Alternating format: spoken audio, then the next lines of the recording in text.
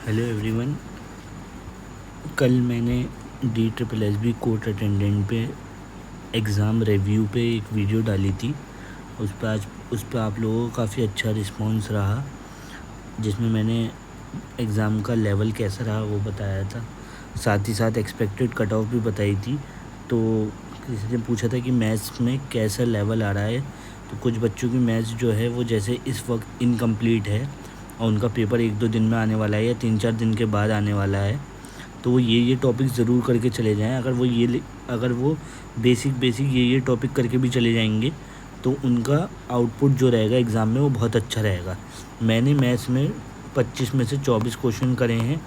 एक क्वेश्चन मेरा मेंसुरेशन का रह गया, वो थोड़ा कैलकुलेटिव था और थोड़ा लैंग्वेज मुझे समझ में नहीं आई थी और मैंने आके चेक किया तो मेरे 24 में से 24 मैथ में तो क्वेश्चन बिल्कुल ठीक हैं और मुझे याद भी हैं कि कौन कौन से टॉपिक से ये क्वेश्चन आए थे।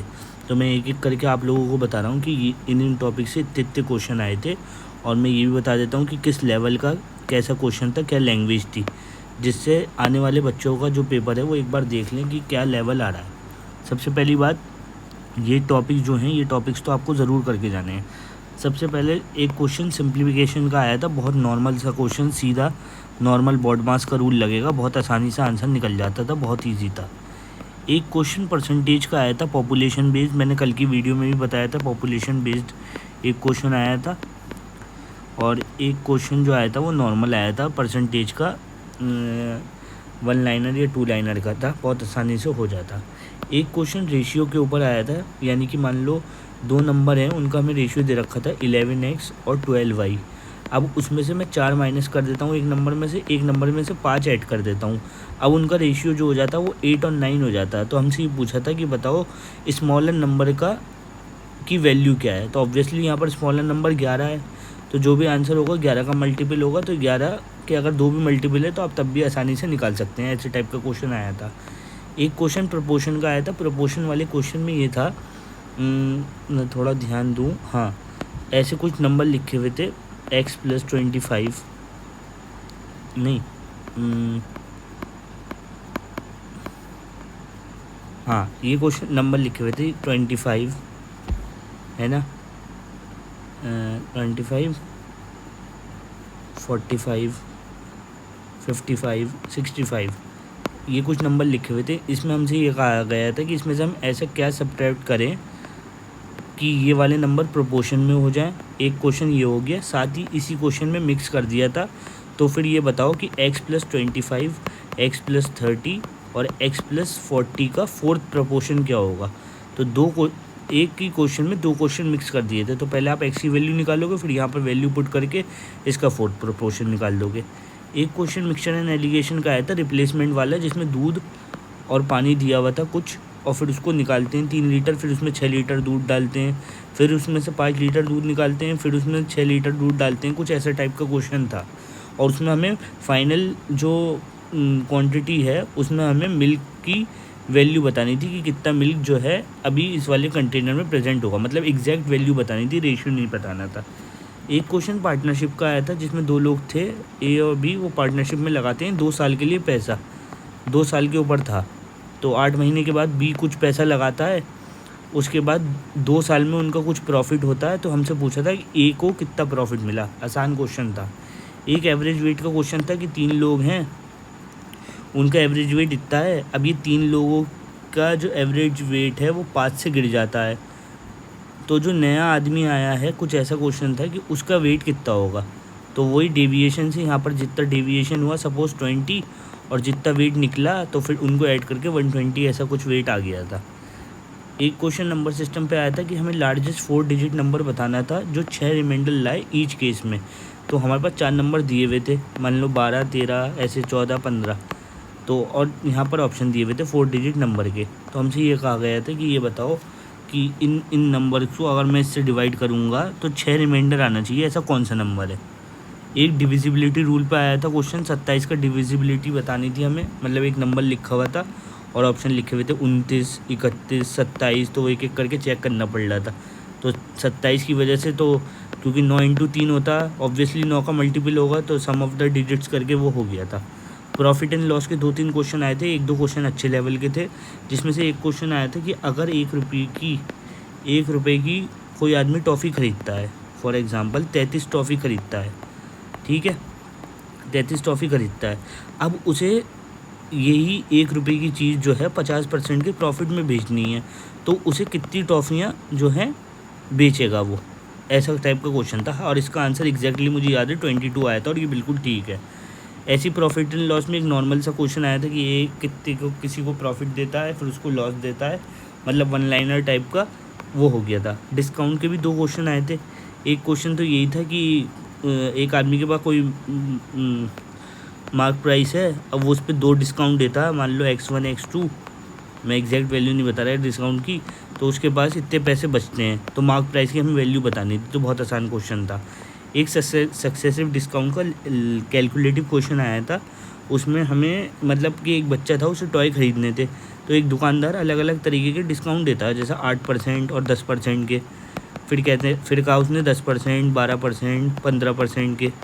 फिर सी ऑप्शन में लिखा हुआ था 5%, 40%, 42% फॉर एग्ज़ाम्पल, और एक ऑप्शन और था। तो इसमें हमें क्या करना पड़ा, इंडिविजुअली चेक करना पड़ा कि सक्सेसिव कितना आ रहा है, और ऑप्शन में ये लिखा हुआ था कि ऐसी इनमें से कौन सी स्कीम ऐसी है जो कि लीस्ट बेनिफिशियल है, मतलब सबसे कम उसे फ़ायदा कौन सी स्कीम से हो रहा है।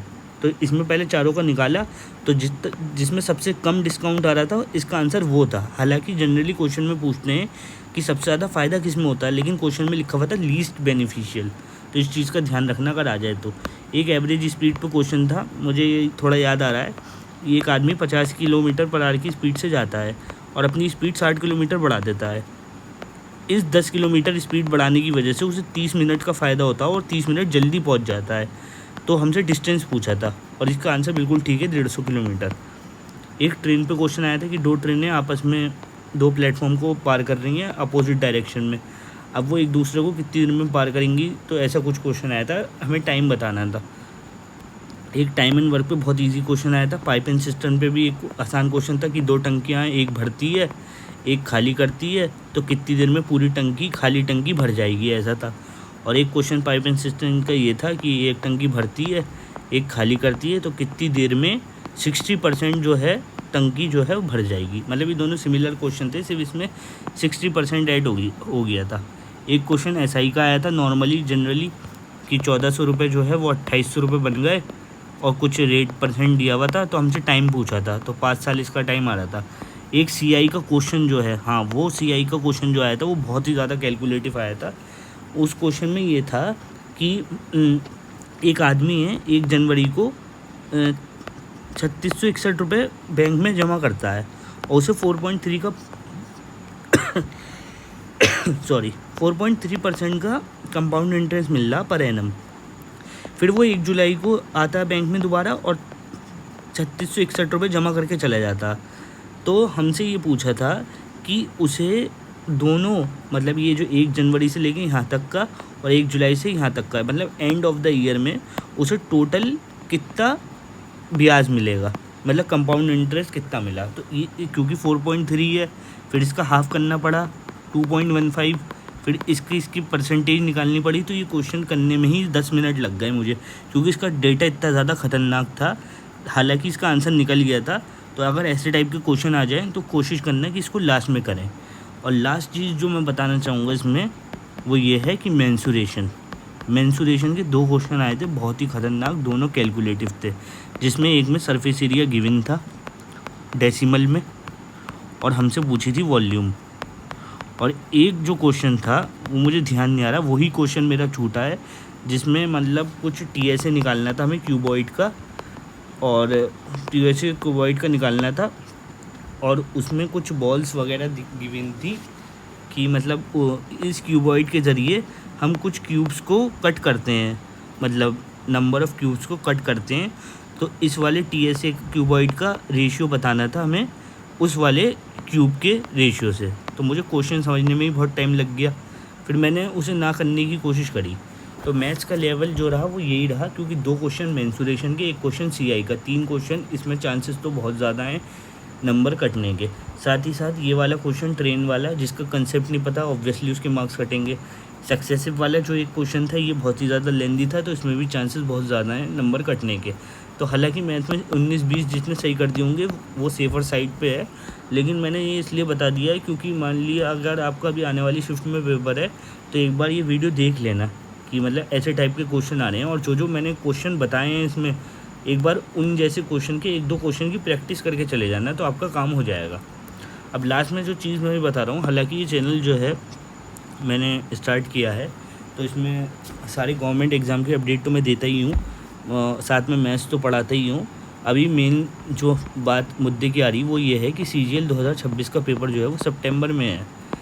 तो मैंने ये इनिशिएटिव लिया है चैनल पे कि मैं 20 सेट कराऊंगा। जो नए यूज़र हैं वो ये बात ध्यान से सुनना जिन्होंने एग्ज़ाम फॉर्म फिल कर दिया है। तो इस चैनल पे मैंने 4 सेट तो ऑलरेडी कंप्लीट करा दिए हैं, तो वो सेट आप लोग देख सकते हैं। वो सेट टोटली जो SSC का वेंडर चेंज हुआ है उसी पैटर्न पे मैं वो सेट करा रहा हूँ। ऐसा नहीं है कि बहुत हार्ड या कुछ। अगर वो सेट भी करके आप चले जाएंगे तो आपका यकीन मानिए 15 मिनट में जो सेक्शनल टाइमिंग आई है उसमें मैक्सिमम आउटपुट आपका निकल के आएगा। साथ ही साथ मैंने CGL और CHSL की टफेस्ट शिफ्ट भी करा रखी है इस चैनल पे, अलग से प्लेलिस्ट बनी हुई है।